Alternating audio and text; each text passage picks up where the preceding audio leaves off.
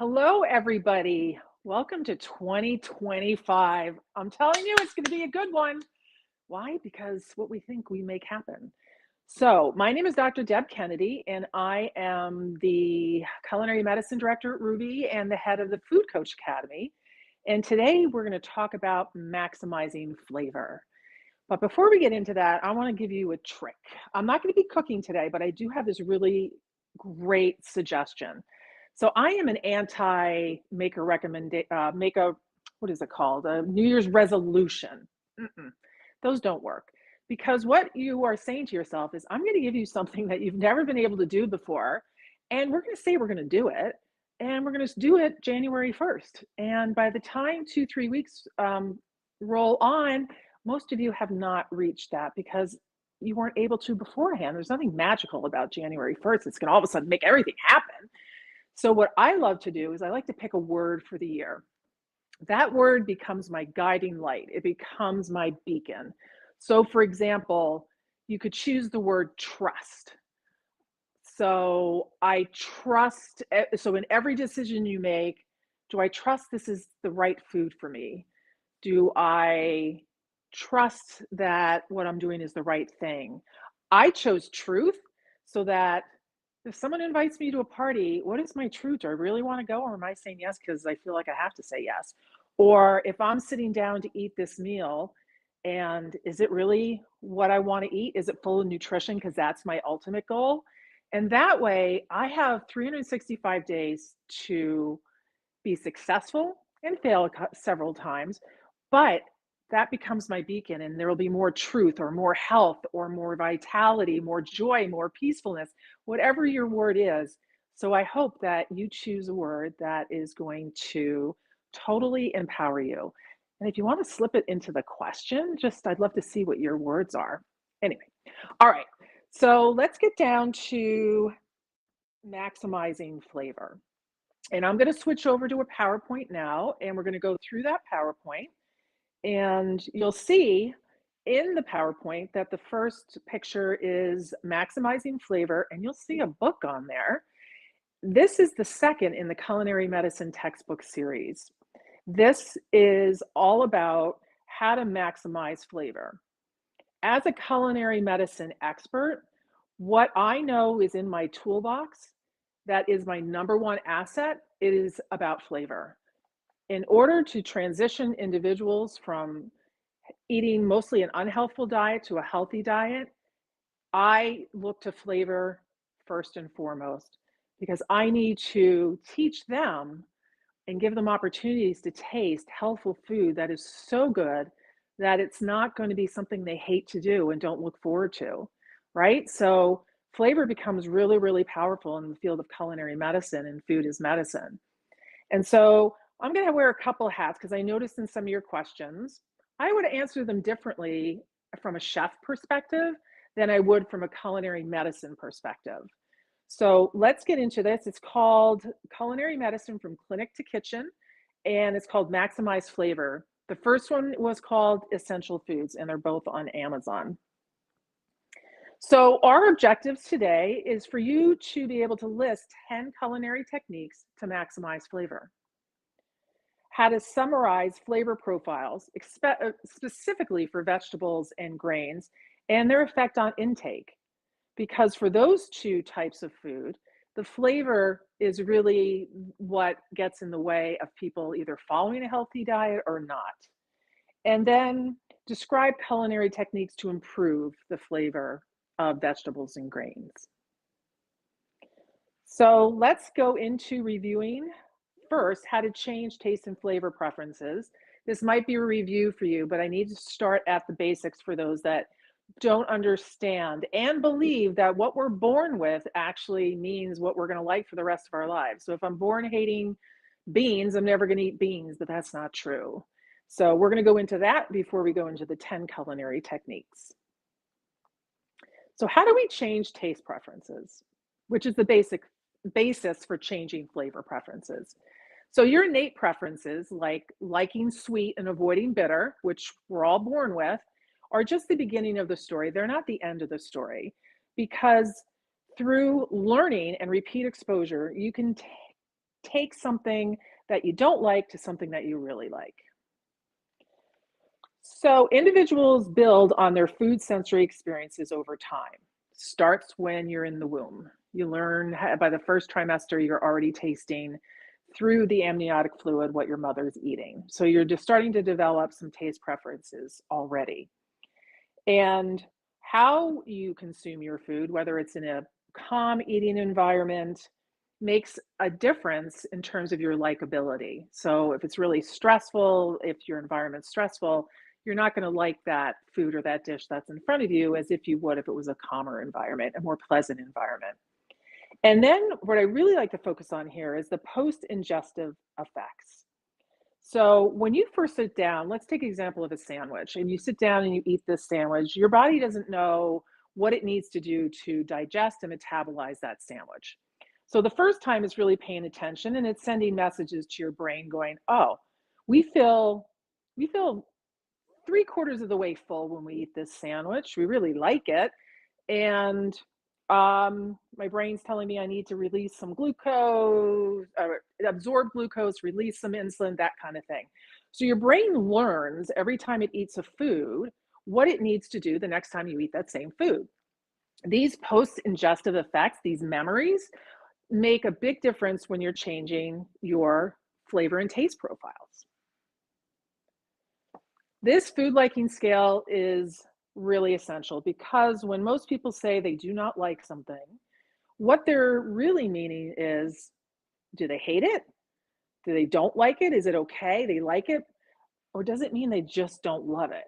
So for kids, when they say they don't like something, most of the time it's in between a 3 and a 7 scale, right? And so when someone says they don't like something, when you are teaching them how to cook healthfully, you want to make sure, are you on the 0 scale, like 0 to 3? Because if they're there, you're never going to get them to like a food, right? Those are more in the aversions. They really, really hate it and you're not going to budge them. But you've got a lot of room from 3 to 7 to change their food preferences from something they don't like to something they actually do like. It may take up to a dozen exposures, even more. I've heard research as high as 15, from starting to like a food to really liking a food, or hating a food going to liking a food. It can take up to a dozen exposures. And you want to make sure that it starts with small servings and that you encourage, but there's no pressure. And maybe you sit down to eat as a group. Peers tend to consume what their peers are consuming. And with kids, they can see, touch, smell, lick, and taste it. And when we get to grains, we'll talk about the dilution technique, and we will also talk about how to add other flavors to make food more palatable. So in terms of the summarizing the taste preferences, we are predisposed to reject new foods. It's called neophobia. And some of that involves genetics, and some of it involves our post-ingestive effects. And it can take up to a dozen times. So the message I just want you to get from all this is that it does take time to learn to like a new food, but it's possible. It is totally possible and probable, if I'm going to use a big word there. So let's go into one of the first of the 10 culinary techniques. Now, use a variety of ingredients, fresh when possible. That's the first one. You can't beat fresh ingredients when you're making a meal or a snack or even anything that you're going to put in your mouth. Now, as I said, I'm going to wear 2 hats. My first hat is a chef, because I noticed someone asked, is sourcing your food important? Well, if I'm a chef and I run a restaurant and I am selling food to people, I want to make sure I have the best tasting food possible. So I will, as the chef or the owner of the restaurant, take on the price, the cost of accessing the fresh ingredients. But if I put on my public health PhD nutritionist hat, I know that most people won't be able to access fresh food all the time. So I'm not going to make that an absolute for them. So as a chef, yes, use fresh ingredients. As somebody who is struggling with their getting food on the table, excuse me, hold on one second. then what we say is whatever's available is what's best and healthiest for you. And the reason you want a variety of foods from a culinary medicine perspective is that it increases your chance of getting all the nutrients you need. When you look at the dietary guidelines, variety comes up a lot because there isn't just one. Wouldn't it be wild if there was just like, just eat this one vegetable and one fruit and you'll get everything that you need? That's not how it's set up. You need to eat a variety of fruits, a variety of vegetables, a variety of proteins and fibers and all of that in order to get everything that you need to maximize your health and prevent disease. And also, if you don't have a lot of variety, you're going to get bored. It's kind of like wearing the same clothes every day. You kind of get bored of it, but you need to shake things up a bit to excite your taste buds, right? Now, we can use this concept of boredom, sensory boredom, if we're trying to lose weight.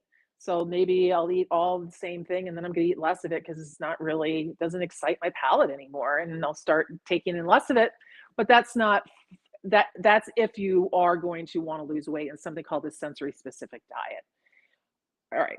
And it's important to contrast and try a variety of flavors, tastes, and textures so that you learn to like and you expose your taste buds to a variety of tastes and textures and flavors and all of that so that you are more able to accept new foods.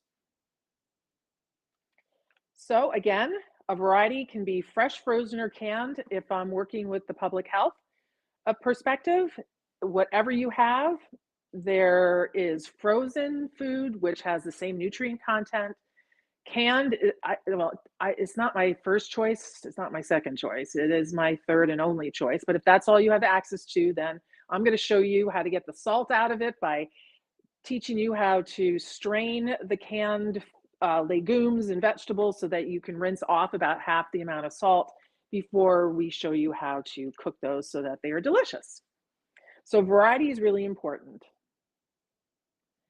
The second one is how to transform dishes with the taste-taste interaction. So different tastes play off one another. Now in the US, we say there's 5 specific tastes: sweet, sour, salty, umami, and bitter. I just looked at an Australian website and they actually put fat on there as a basic taste, but the world hasn't actually agreed on that yet. So when we're looking at playing off of different tastes, we're going to look at bitter. So if I want to lessen the amount of bitterness in a dish, I want to add salt and sweet ingredients to it. If I want to decrease the sweetness of a food or a dish, I want to add some salt or some acid to it. And you'll see in this table here that different tastes either inhibit, suppress, or enhance other tastes. And so once you get to know that, once you get to play around with this, you will be able to create a more flavorful dish based on who you are cooking for. So for example, in this example of salt and bitter, what I did was I roasted the broccoli and added some soy sauce to it, and that was where the salt came from, and the bitterness of the broccoli decreased. When we look at umami and kokumi, they go together really, really well. So that is your soy sauce, your Parmesan, mushrooms. They are a flavor enhancer. Umami is looked at as a general flavor enhancer, meaning that it can enhance the flavor of sweetness as well as sweetness and umami. All right, so then we look at bitter and sweet. So if you add sweet to bitter, what we're seeing here is peaches in an arugula salad. That makes that bitterness of the arugula that much more palatable, especially to super tasters who taste bitter at a higher level. And we all know the lemonade. If you just put lemon juice and water in a glass, not many of us could tolerate much of it. You add some sweetness and it decreases the sour. So those are just some examples of a culinary technique to improve and maximize flavor. And if you know how to cook this one, you'll know already. It's how to add acid to food because acid brightens up and balances the flavors in a dish. And this really takes experience it once and you'll be a true believer. So adding a little bit of lemon juice to fruit, or adding it to a soup, like a chicken noodle soup, adding a squirt of lemon juice, or you can even have vinegar, that will improve and just really brighten the whole dish. To me, it's really magical. And so we're talking about your lemons, your limes, your pickles, your wine, your vinegar, your mustards, and cultured dairy products like buttermilk and yogurt. And those will go a long way in brightening up a dish. Now we're going to work with textures. And you'll see here that adding contrasting textures to a dish adds a more pleasurable experience, just like we talked about with flavor. Now, when we talk about flavor, remember that flavor is mostly about the aroma, 80% about the aroma, and it's also about the texture of food. So when I talk about flavor, I'm also including textures in there. And you don't want flavor fatigue to set in. So for example, if you're having a yogurt and you have blueberries on it, throw in some granola, and that crispiness will just level it up and make it a more pleasurable experience, because it's all about pleasing the palate. The crispness of an apple, or the crispness of raw vegetables in your salads and grain bowls. Number 5 is to choose a cooking method. A cooking method in and of itself will totally transform a dish. And we're looking at caramelization, the Maillard reaction, and fermentation. And with caramelization, when we're looking at roasting vegetables, it's actually both the caramelization and the Maillard reaction happening at once. But what we find is that the sugars in the vegetables are caramelizing, and caramelization brings on a whole new set of flavors, and you can see them listed here: sweet, sour, bitter, fruity, caramel, nutty, beyond the flavor that was originally there in the carrot or the asparagus or the Brussels sprout or the potato. It now becomes just a magical mouthful of a ton of different flavors. With the Maillard reaction, you need both the carbohydrate and the amino acids. So there needs to be some protein there. It doesn't need to be a lot. And this is an example of a steak. It also, when you toast a piece of bread, they can also add these Maillard type flavors: floral, leafy, earthy, savory, caramelly, meaty. And then with fermentation, it totally brings in something you can't get from anything else. Now, it's close if you pickle, but pickling is different than fermentation in that pickling just is about brining and adding salt. But for fermentation to occur, you need to add a source of fermentation. So that would be a source of bacteria, a healthy bacteria that helps the product ferment. And you get this funky, sour, fruity, yeasty, pungent, acidic flavor that comes along with it. So choosing your cooking method, even for fruit, like grilling fruit or poaching fruit, that all brings a different aspect and another way to try out a new flavor to be able to increase your consumption of fruit. Now we're going to add herbs and spices to our dish. Herbs are not the dried version of the plant. Those would be spices. So with your herbs, you have your basil, your cilantro, your parsley, your thyme. And when you dry most of those, you wouldn't dry basil, that doesn't work at all. It turns into a spice. So it becomes a more concentrated form of flavor. So it's more concentrated in the spice than in the herb form. And to really get all the maximized flavor out of your herbs and spices, there are several techniques that you can use. My favorite one is making a pesto. I'll make a pesto once every 7 to 10 days. And super easy to do, super easy to make. And I will add that as a dollop to a soup or a stew. I will add it to an omelet. I will add it as a spread in a sandwich. and it really just increases the flavor profile of whatever I'm eating. When you want to take your dried spices and reach a different level, especially if you buy store-bought spices that might have been around for a while, and you want to just make them come alive, you can either bloom them in a medium heated pan with some oil, and you add that and you stir it. And once you get this like smack in the face of the smell of the cumin and the turmeric and the oregano and all of that, that's, you've woken up the spice flavor and they're there to play. And then you can add, I don't know, you can add cubes of tofu, just saute it in, or you can add vegetables. You can add it to as the beginning of when you're making a soup or a stew. Also, you could also toast, and that happens in a dry pan where you just revive over medium heat some dry spices. Now, I do this, and if you follow me, you know I do this all the time. I take the peppercorns, I heat them in the pan until I hear this tiny little pop, and I can smell the pepper, and then I just grind them, and there's no fresher pepper than doing it yourself.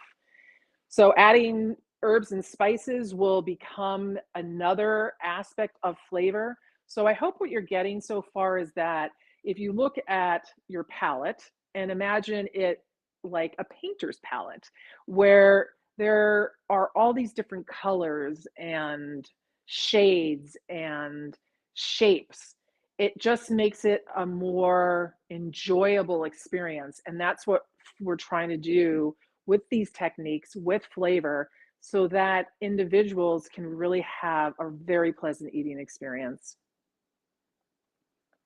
Now we're going to talk about plating for impact. And I put that in there because the size and the shape of your plate, it makes a difference in how you perceive the taste of it. I know it's wild. So when you are looking for plating for impact, there are several things that you can do here. And what we see here is height. So on the top, you see this beautiful height of a dish. And on the bottom, you see some cornbread on top of a whole bunch of food that looks to me totally unappetizing, as if someone just slopped it down on my tray. And the one on the top, I can't wait to bite into. And you, besides height, you want some negative space on your plate, as you can see here, and some garnishing, just some freshness. It adds this it adds this level of freshness to the bite of a piece of food that you are ingesting, and it just totally changes things. And you want contrasting colors and textures on your plate, again, for reasons that we have gone over. Now, if you serve food on a round plate, your food is going to taste sweeter and more intense. I didn't make this up. This is research, folks. Round food is also perceived as more sweet. Whereas if you use an angular plate, like a rectangle or a square, your foods are going to taste more bitter to your diner. Now, white plates enhance sweet, and black plates enhance bitterness. And if you want to reduce the amount you're eating, serve it on a red plate. So choosing the types of plates also will increase your chance of having somebody enjoy their meal. Now, using salt strategically, I love Sugar, Salt, Fat, and Heat by Nosrat. She's fabulous. And you don't need to use a lot of salt, people. You don't. You just need to know how to use it and when to use it. So your preference for liking salty taste is based on your exposure to it. So if you're eating lots of salt, you're going to want saltier foods. You stop eating lots of salty foods, you don't need a lot of salt. So know that you can turn up and down your preference for sodium, for salt, based on how much you eat. Now, when we look here at when to add salt to cooking, excuse me, I have a dry throat, so that's why you hear me just taking a gulp here and there. All right, so a day or more before cooking, you might want to brine a turkey, or you might want to add some salt to a rib roast or a leg of lamb. The day of cooking, you might want to add a little bit of salt to your poultry that you're making, or 15 to 20 minutes beforehand, because you don't want to have watery vegetables. And just before cooking, while cooking, and right before serving are other times. So what you want to do is you want to add some salt at the beginning of your cooking process. And if you are cooking for a long period of time, listen to this. If you're cooking for a long period of time, you need less salt. And the reason you need less salt is you are giving the food a longer chance to absorb the salt that is in the surrounding liquid or on top of the surface of that food. So you need less of it. So you start with a little bit and then you cook it. Midway through, you're going to taste it. You need a little more salt. You can add a little more salt. If you wait to salt your food to the very end of the cooking process, you need more salt to get the same sense of saltiness than you would with a lot less salt if you began in the beginning. So making sure that you start at the beginning and you taste throughout. That is the way to figure out how much salt to add to your dish. And again, you don't need a lot of it. Most of us are getting most of our salt from ultra processed foods, and it's not really coming from the table salt. So use your salt strategically. It's not something you have to be super afraid of unless your doctor really wants you on a low salt diet. Now, the temperature of which we serve food will help us to like or dislike the flavor more or less. So food is the optimal range is like 59 to 93. If you want your taste to be dulled a bit, like sweet taste, you are in the 40 degrees. That's like your ice creams. Above 93 degrees, more like 105, you're going to have a suppression of certain flavors as well. So you can work within those. So if you want sweet, the sweet is sensitive phase, you're going to see the yellow box there. The taste is dulled phase, you'll see it in the orange box. You'll see what room temperature is and it's best to serve food. And when you have a picky eater, either some research suggests you serve it warmer and some colder. And I need to try and figure out why there's conflicting evidence. But just trying different temperatures at which you serve food to somebody, especially if they're picky eater, and see if there's a difference there. Now, you want to use fat to enhance flavor, but you don't need to use a lot of fat, just like with sodium, right? You don't need to use a lot of fat. You need to use the fat strategically, right? So you can actually get away with using a lot less fat in your soups, in your stews, in your quesadillas, and all your dishes, and then just adding a dollop at the end. So adding a dollop of sour cream or a little bit of pesto or a little Parmesan cheese, something that is fat-based, as a finishing touch to your dish will give your diner the experience of the fat, that smooth texture, what they're looking for, without actually having to use a lot of it in the dish. You want to substitute unsaturated fat for saturated fat. And I noticed that we had that question again about saturated versus unsaturated fat. Unsaturated fat, the liquid fats, being more healthy for us than saturated fats. And you want to use lower fat content products. So like lower fat dairy, 2%, 1% skim.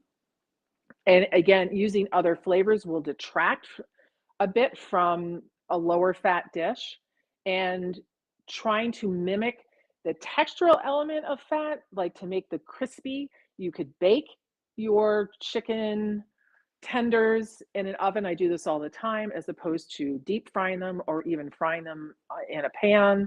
You can air fry to get that crispiness. You can grill to get a different source of flavor so that you are not noticing maybe a decrease in the fat, because the grilled taste is really what's at the front of your palate. So now let's look at what is it about the flavor profile of vegetables that make them not the tastiest of things that you want to put in your mouth? And I had talked about this before, but it's basically the phytonutrients that are in the vegetables are the superpowers, the healthy superpowers, and they are bitter.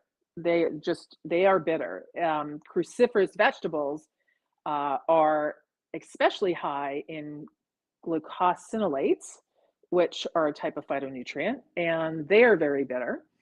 And the calcium content, some evidence suggests, is bitter, and they're high in these bitter tasting foods. So we're talking about bitter, bitter, bitter, right? It's about the bitterness. So how do we approach a vegetable knowing that they're bitter and our client's not going to eat them, or I don't want to eat them, or my patient doesn't want to eat them? Well, we're going to combine various tastes together. Like I said, you can add a source of salt or a sweet agent to the bitter vegetables to make them less bitter. You could use acid wisely. You can add some lemon to these roasted vegetables, using the cooking method that can caramelize them, like roasting and pan frying or lightly grilling. That will lead to a much more flavorful vegetable dish than steaming them or just serving them raw. When it comes to grains, it's not just about the bitterness like it was with vegetables, it's also about the texture and the color. So you can't hide the color, especially with kids, or the texture of whole grain products. So there are different techniques that we can use when trying to switch an individual over or providing more whole grains in a dish that we present at a restaurant. So you want to enhance the flavor. So you start by toasting the grain itself, whether that's a bulgur grain or it is quinoa, amaranth, teff. You could toast in your pot that you're going to boil the grains first to get that little bit of toasty flavor to them. And then you are going to look at using a broth that also has flavor in them. And we're going to see that in the next slide. And then you're going to add toppings to it. So for instance, we can use a chicken or a vegetarian broth. We could add a Parmesan rind to the liquor to add flavor to the broth that our grains are cooking in. You could saute onions and celery and carrots, your mirepoix, your garlic, before adding the liquid to the grains that we are cooking. And you can add a bay leaf. And we're going to get into bay leaf in a minute because I don't know why people like the bay leaf. And then after cooking, that's where you're going to add your herbs and your spices on there. It's where you're going to add your source of acid. It's where you're going to, you would have added your salt strategically, right? When you're cooking the grains, not at the very end. So you're going to add a little bit of salt to the broth and some oil, a little bit of oil to the liquid also will enhance the flavor of it. And then you're going to basically build your bowl. And you've seen me do that many times with various textures and colors and ingredients to really enhance and maximize your flavor profile. So if this was of interest to you, you can actually take one of two of my courses, either the taste and flavor course, which if you're looking into maximizing flavor is a great one, or you take the Whole Food Coach Academy, which goes into these in much more depth. It takes each food and breaks it down, and each food is its own course. So you really know how to tackle that one ingredient. And then the Culinary Medicine from Clinic to Kitchen Maximizing Flavor will come out. You can go to my website and just sign up, and I will let you know when that is released. And if you want to get in touch with me, again, culinaryrehab@gmail.com. And there is my website. And now I am going to go over and look at your questions. They always are good ones, I have to say. So let me switch over to the questions. Alrighty. Well, I know while I'm looking that somebody already asked a question on the bay leaf. Who was it that did the bay leaf? Deborah. Deborah, maybe it's a Deborah thing. I cannot taste the difference when I add a bay leaf to anything I cook. So I did a little digging before this presentation. And what experts say is that it's very, well, we all already knew this, it's a very, very subtle flavor. It's clove-like, florally, tea-like. And some say that you might not actually taste anything different, but if you don't put it in, you'll taste a difference. I did not. And so if you don't need to put it in. There are so many spices that you don't have to rely on the bay leaf. So, and people, again, this is my palate. This is Debbie's palate talking to Deborah's palate. Maybe our palates just don't really jive with bay leaf. But we know that there's a whole bunch of them out there. So that was a good question, Deborah. Whether to add it or not is whether you taste it or not. All right. Danita, what are my favorite spice staples for veggies and pasta dishes? It depends where in the world I want to go with it. So usually when I'm doing a pasta dish, I'm going to grab some Italian spices. So I once had this individual straight from Italy, and this is when I was in college, and you don't have a lot of money, you don't have a lot of ingredients. And let me tell you, this person took some olive oil and he took 4 dried spices. I'm going to try and remember them. Mint was one of them, which surprised me. Oregano, and 2 others, but you could just throw whatever other ones in there. So definitely garlic, but there was another green one in there. Maybe it was parsley. And he just added that to cooked pasta, and it was the best pasta dish I've ever had in my life. So if you want to add something a little spicy, I might add some crushed red pepper flakes. If I want to bring out that spiciness to it, again, getting to know what type of palate that the person that you're working with has, what really draws to them. Do they like spicier foods or not spicier foods? Do they prefer Mexican flavors versus Italian flavors? And you just want to play off of that. So for me, you're asking me, mostly what I resort to is fennel seeds, oregano, turmeric, curry. That would be on the vegetables, not the pasta. And garlic are the ones I go to most often, and thyme. But those are my basics. And then I add other things on for an enhancement. Randy, how are herbs used to enhance flavor without using excessive salt or sugars? Well, so Randy, flavor is really this robust combination of a whole bunch of things. And so because flavor has to do with aroma, there is nothing more aroma-y than herbs and spices. It can replace that sense of incredible flavor that you can have without excess sugar and salt. That's the lazy man's way. That's the way to get you addicted to stuff. That's when we get into ultra processed foods that have trained our taste buds that we need more salt, sugar, salt, sugar, salt, sugar, and then we can't stop eating them. Public enemy number 1, ultra processed foods for anybody who wants to eat a healthful diet. And so this whole talk has been about how do I create flavors without resorting to added sugar and salt. So I hope you learned a lot and you're going to try out some of these things, Randy. Morrow, can you please recommend a few publications as references? So in Maximizing Flavors, the book that's coming out, there are probably several hundred, if not up to 500 references in the 5 chapters that are in there about how to increase flavor. Also, I recommended Samin Nosrat's book, Sugar, Salt, Fat, and Heat. That's the number 1 place I go to. Ottolenghi is one of my favorites as well in terms of how to think outside the box with flavor. It can be so much fun. So I would suggest that you start there and you check in when the book's released. You'll have more references and you know what to do with.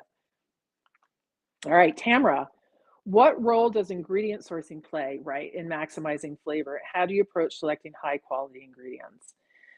So Tamara, again, that is a question that those of us that have money to spare beyond the basics are asking ourselves. So I like to go local. I think going local is one of the best things you can do in terms of flavor. It's grown right there. I can get it when it's just picked. I don't have to wait the days or weeks for an ingredient, a whole food to get to me from across the country. It's better for our planet. It's better for my palate. So sourcing locally is definitely one thing. I love to check out local places. I always like to find the spice place in every new town I go to. Scordo in Portsmouth, New Hampshire, being one example of a place I go to for really high sourced herbs and spices. And you just kind of ask around. I ask around to my chef friends, or if I'm going to eat something at a restaurant, I'll ask, hey, where'd you get this? And a lot of times they're actually showing you where they source things from. So good question, Tamara. How long can you keep dried spices and herbs and still count on their impact? So Diane, it really depends on where you store them. So as long as you store them away from heat, so not above the stove, in a cool, dry place, they can last for months. I would still say bloom them or toast them to just revive their flavors. But the important thing is, how long has that spice been in that bottle that you buy? So that's why it's important to make sure that you source from a place that there's a big turnaround and that the spices aren't there. If you see a layer of like dust or yits on top, then you want to make sure that you go to a different place. So that is one of the things. And for herbs, they can last up to a week in your fridge, although basil doesn't go in the fridge, when you can wrap them in some paper towel and keep the air from them. All right, Mark, yes, saturated fats, Mark, aren't the only thing that contribute to cardiovascular disease. It's what you replace the fat with is just as important. So when they did research, Mark, and they looked at, all right, we want people to eat less saturated fats, which are the solid fats. They had to replace it with something. So some people replaced it with processed grains. And what they found was that the risk of heart disease went even higher. So you want to make sure that you're eating healthful sources of fat. And when you're going down on your content of fat, you're looking at whole grain replacements and not processed grain replacements. And so that is a message I wanted to give you. Susan, Yacon syrup in place of honey or molasses, that's a new one on me. I Googled it really quickly. It says it helps with GI symptoms and things like that, and it's low in calories. I'd have to look into that in more depth, but I don't have an answer for you on that one. Michael, how do you use citrus to enhance flavor? You can spritz citrus on top of your cooked dishes, like your roasted vegetables. You could spritz it on the top of your soups towards the end of cooking time. You can either use citrus zest to go into fruit salads. So you add it towards the end of the cooking process, I would say, to get a really fresh taste. Sometimes during the cooking process, if it's like a soup or a stew. What variation of flavors is there in mushrooms, and how can I use this to an advantage? Oh, so Michael, definitely trying different types of mushrooms, but mushrooms are like sponges, right? That's why they say you're not supposed to wash them before you cook them, because they'll just absorb all of the water. They'll also absorb all those spices, right? So you do some blooming of spices and then add your mushrooms to it, and you can make mushrooms a bazillion ways depending on what spices you use there. So I actually purchased a new recipe book. I'm just going to grab it here from, I had never heard of her, Tegan Gerard, and in here she uses a bunch of herbs and spices, but she also uses a lot of saturated fat. But I'm an expert at, okay, I don't need that kind of fat and I don't need to add this to it. And so I know how to make her dishes into ones that are more healthful. And she has this mushroom taco that looks incredible. I'll report back to you, Michael, on that. Christina, simplicity, I love it. How can you make canned vegetables have more flavor in it? It really is going to be about the spices, right? And the thing with canned vegetables that is really hard to get around. There's really no way to get around it. Unless you're talking like chickpeas, you can toast them in the oven and they can become crispier. But a lot of canned vegetables are really mushy. And so you might want to make a puree out of them and add spices and a little bit of olive oil and make a soup out of it, or something that's just more of a puree than it is eating them directly mushy like that. All right. Diane, my favorite pesto recipes. So again, you add a type of nut. I prefer pine nuts, but sometimes I really like almonds in there as well. I I like a basil arugula. Talk about that is whoo, a party in your mouth. So that would be one of them. But you choose your nut, you choose your greens, and you can choose several greens. It could be both parsley and basil, or you could do, like I said, arugula, and just play around with it, and you'll find your favorite soon. And then you add the oil, a little bit of Parmesan cheese if you want, salt, pepper, and garlic. How do you know how much of an herb or spice to add if you're not following a recipe? So if you're not following a recipe, this is a learning curve, Diane. You're going to start to see how pungent different herbs and spices are. So when I am looking at adding, let's say, some oregano, to me that has a high, strong taste to it. So I'll use less of it than if I was to use something like dill or thyme. But again, it's how I approach the herbs and spices and which ones I find more powerful and which ones I want to have come through. In maximizing flavor, there is actually a whole chapter on herbs and spices and how to build your blends so that you'll be able to figure that out more easily. Can you share any ideas on how to enhance flavor but still keep it healthy when preparing water canned tuna? Oh, yum. So I would add everything but the kitchen sink to that water can tuna. I learned this actually down south. So you can add chopped up tomatoes and even pickles and scallions and even thinly sliced vegetables and some lemon and some dill and if you and a little bit of olive oil and a little bit of salt, and you have something actually incredible to eat. Tony, I made a jackfruit stew recently and used browning. It worked well as additional flavoring. How would you say that it's best to use liquids to flavor over using actual spices? However, would you say that it's best to use liquids to flavor over actual spices? Both, Tony. I wouldn't have to pick between one or the other. Um, it depends on what it is you're cooking too, I would imagine. But you can't replicate the actual taste of the spice that's been bloomed or toasted with any real liquid. It's not an either or. I think it's a both. All right. What are the 3 best tips on getting people to eat more vegetables? And what have you seen as failure with good intentions in your patients, students in this regard? Yeah, to eat more vegetables, I mean, failure comes from not appreciating, number one, that people have different abilities to taste bitterness and they have different palates. So when one person thinks something is bitter and the other person doesn't, and then there becomes this argument and that, they're making it up kind of thing.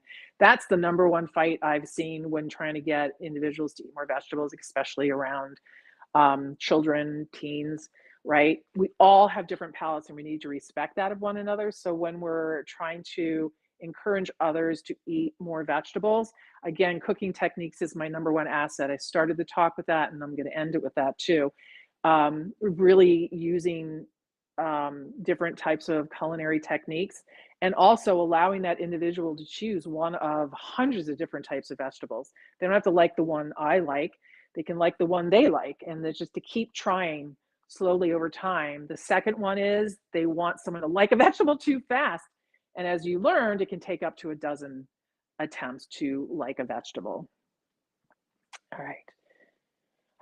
Tony, I came across a video a while back and a person usually refrigerated their dry, No, because when you refrigerate dry spices, it introduces an element of moisture, which dried spices don't like.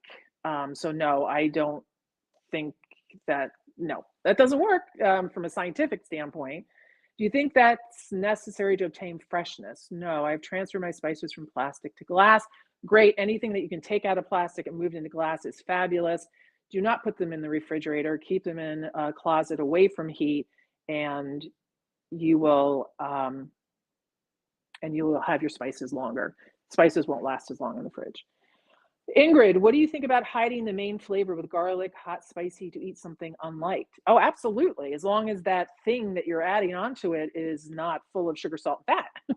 So yeah, garlicky, spicy, all the elements, again, the elements of flavor. We've got that pungency, astringency, hotness, like chilies, all of that comes into play when we're talking about using flavor to improve our eating habits. So happy 2025. You learned a lot here. This will be up on Rouxbe's platform if you want to watch it again. And I wish you the best for 2025. Eat well.